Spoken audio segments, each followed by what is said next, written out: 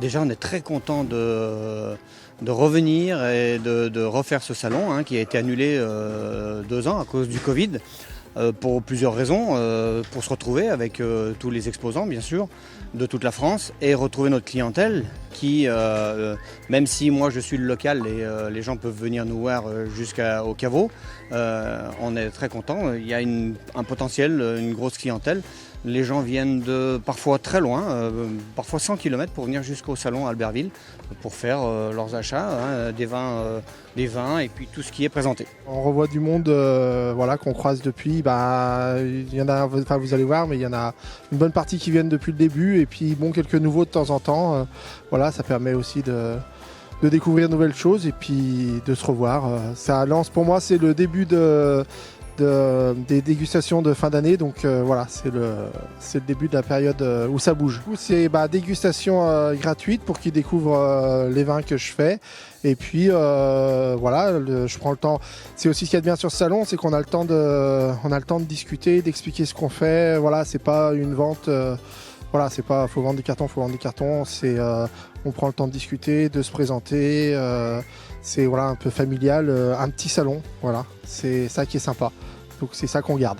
Les nouveautés, on a le chocolat, c'est Carré Noir qui est à Albertville. On a le fromage de la coopérative laitière de Moutier. Qu'est-ce qu'on a encore en gastronomie? On a du foie gras qui est là depuis 27 ans, je dirais, depuis la première. Qu'est-ce qu'on a encore à manger? On a les huîtres, on est juste devant d'ailleurs, qui sont là également depuis le début. Ça a changé de propriétaire, mais c'est toujours la même maison qui vient. On a du pain d'épices qui est là aussi depuis le début. Donc on a 12 ou 13 exposants qui sont là depuis le début. Donc c'est preuve qu'on a un salon qui marche bien, puisqu'on conserve quand même des exposants qui viennent depuis très longtemps.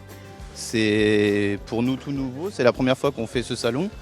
Des salons tout court, on n'en fait jamais en fait. C'est vraiment parce que c'est la localité, c'est très proche. Voilà. On a de la dégustation pour faire découvrir nos produits. On a amené toute notre gamme de petits chocolats, enfin une partie de notre gamme de petits chocolats, que ce soit des pralinés et des ganaches.